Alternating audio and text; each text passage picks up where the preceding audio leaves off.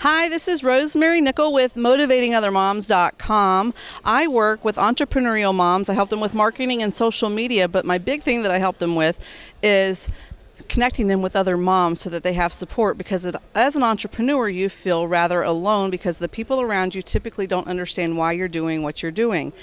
So I have 3 business tips for you. If you're thinking about becoming an entrepreneur, one is get out from behind your computer and find people to connect with, because you're going to need that support.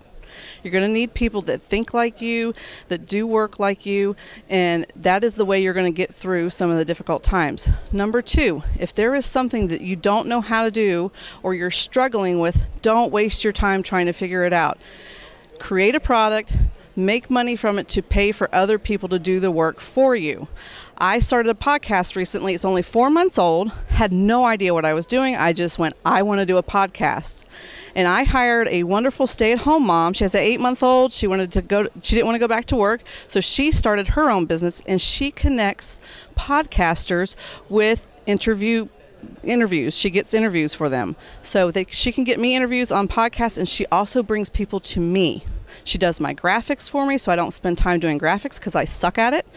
And so she makes my life easier for a very little amount of money. So get out there, connect with people, come to events, invest in them. It is not a source of where you're going broke. Never say you're broke. Invest in yourself, invest in your business, get out there, connect with people and network. That's your powerful resource to build your business. And then hire other people to do what you're not good at. It saves you time and helps you make more money. This is Rosemary Nickel with Motivating Other Moms.